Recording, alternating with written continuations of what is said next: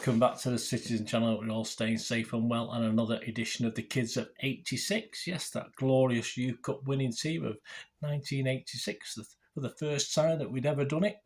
We've not done it that many times since, have we? We're going to have a look at Paul Maldon today, so please join. This is split into three parts to try and make them more manageable sizes. Please stick with me if you can. Part one, we're going to have a look at this Guinness World record holder, of course, from there to the brink of his first team debut for City. So we're going to have a look at that in part one.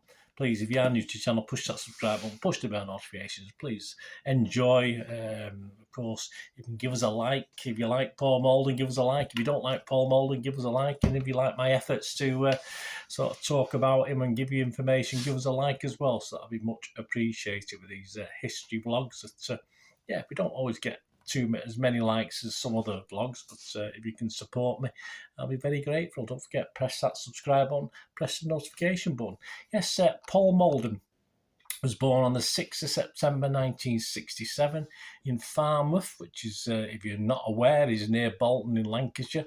And a sign of things to come, he broke a leg on the 9th of January 1978 while playing for Bolton Lads Club. That was significant because it wouldn't be the first and last time he did that as a player. Aged 14, of course, we mentioned it before, didn't we? He entered the Guinness Book of Records by scoring 340 goals in a single season for Bolton Lads Club under 15s in all competitions. He actually scored 289 in 40 league games. This was all in the 81-82 season. Yes, not bad. Yeah, Mr. Bond was in charge then, wasn't it, at City? Again, he broke his leg on the 18th of December 1982. Although it wasn't in the same place. He broke his leg in a collision with a keeper. So that was back in 82. Season 83-84, on the 29th of October 1983, he made his first appearance in City colours for the A team, coming on as a substitute against UMist, a 4-0 win. And he started for the A team on November the 26th, a 4-3 win over Formby reserves. And he made his Youth Cup bow on December the 6th in the 2-1 second round win at Middlesbrough. Almost a year to the day, the 17th of December 1983, he broke the same leg in the same place whilst appearing for the City A team against Chorley reserves. He'd already scored when with 5 minutes left. A tackle after he got a shot away caused the damage. It proved to be a premature end to his season, or that season.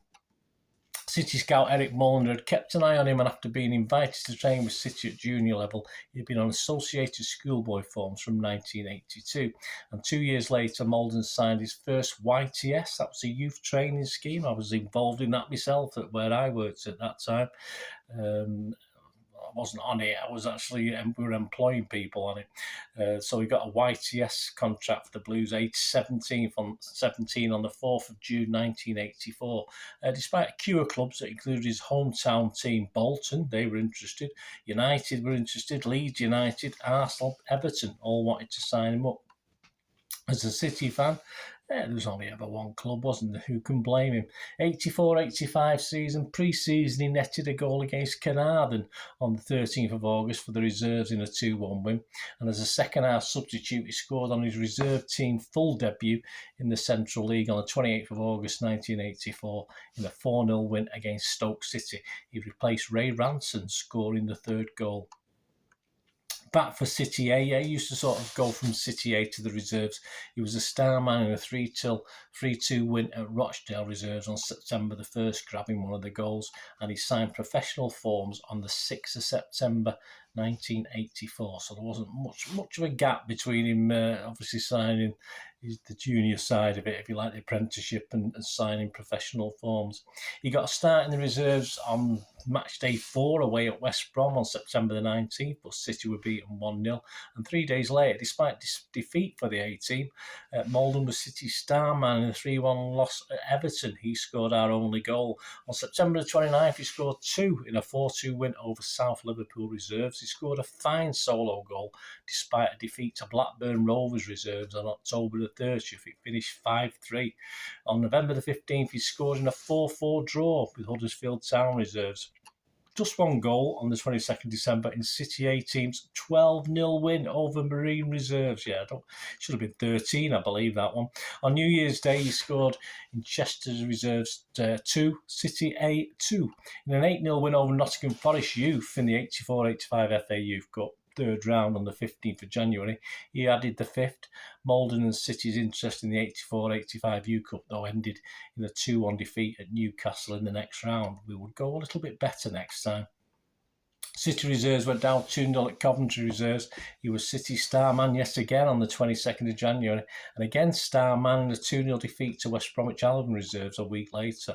On March the 5th, City Reserves beat Blackburn 3-2. He notched the second and was again City star man. A 20-yard screamer earned Paul another star man race in a 3-2 reserve win over Bradford City, City's second string on the 19th of March.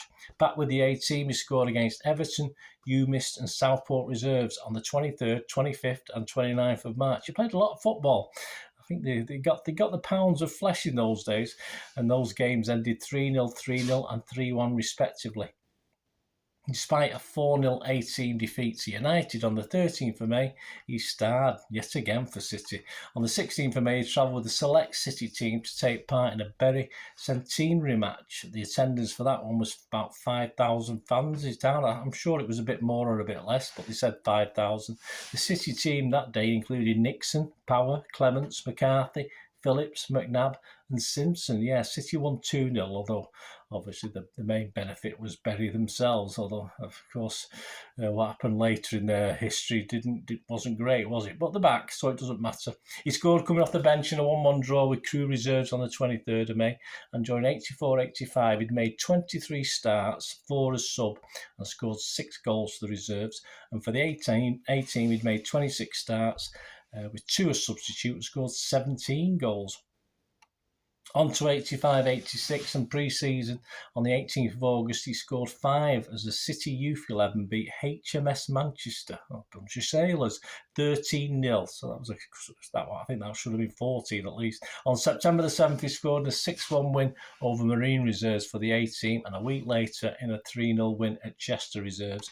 On the 4th of November 1985, he replaced Gordon Davis against Sunderland in a full Members' Cup game.